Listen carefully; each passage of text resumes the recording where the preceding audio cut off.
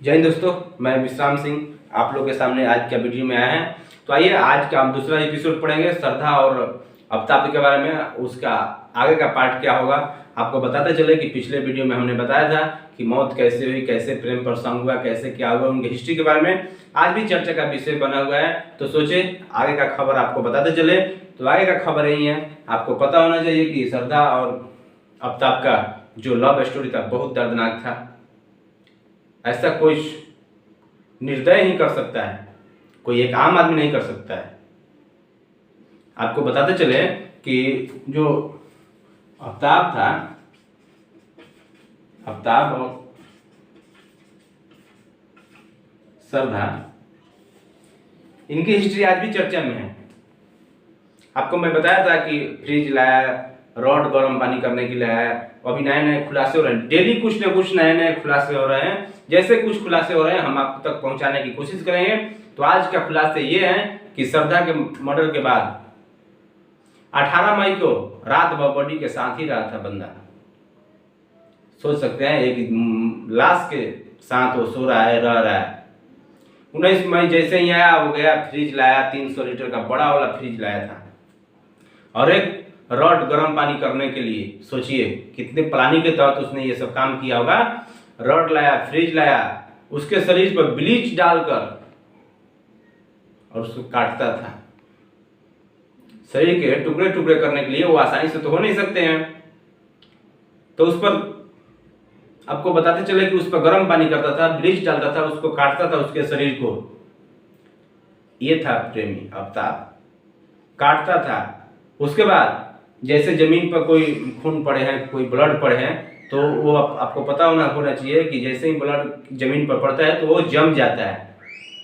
उसको हटाने के लिए वैक्यूम क्लीनर लाया, बाकायदा वैक्यूम क्लीनर से उसको ब्लड को खींच रहा था। और एक बॉडी को काटने में उसको जानते हैं कितने घंटे लगे हैं? 10 से 12 घंटे लगे हैं। वो बोलता रहा एकदम शराब पीता रहा, सिगरेट पीता रहा और बॉडी को काटते रहा। ऐसा कोई प्रेमी होता है? उसको खींच के गोली मारना चाहिए। ऐसा कोई प्रेमी आपने नहीं देखे होंगे आज तक अपने जीवन में। मैंने तो अभी अपने जीवन में ऐसा प्रेमी देखा ही नहीं था।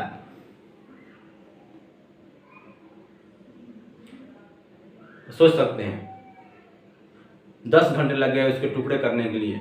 और सबसे पहले जब टुकड़े कर दिया तो शरीर के उन अंगों को सबसे पहले फेंका जो उसको पता था कि ये जल्दी बदबू आएंगे, जल्दी मतलब कि स्मेल आने लगेंगे, तो उसको जल्दी फेंका उसने। और फेंकने का तरीका भी आपको पता होगा कि 2 बजे रात को ले जाता था, 2-2 पीस 3-3 पीस फेंक आता था जंगल में।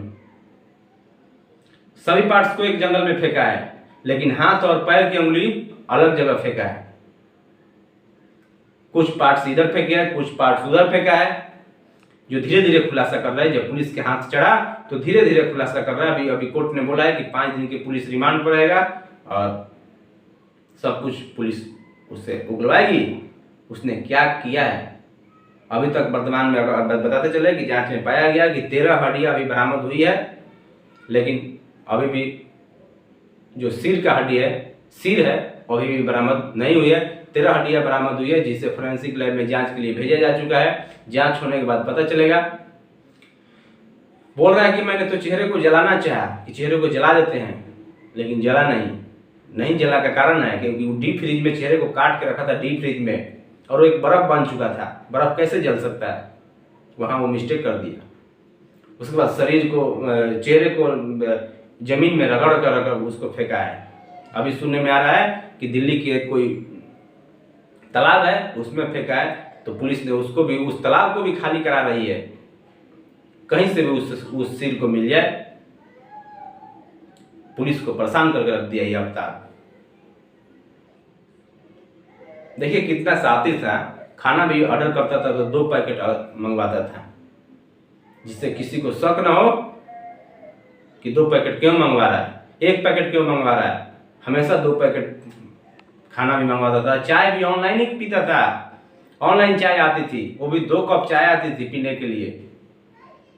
तभी लास्ट में बताते चले कि कोर्ट ने इसको बता दिया कि नार्को टेस्ट भी करने का आदेश दे दिया है कोर्ट ने, कि नार्को टेस्ट होगा उसका, जिसे सब कुछ पता चलेगा कि उसने अभी अंदर क्या छिपा के रखा है।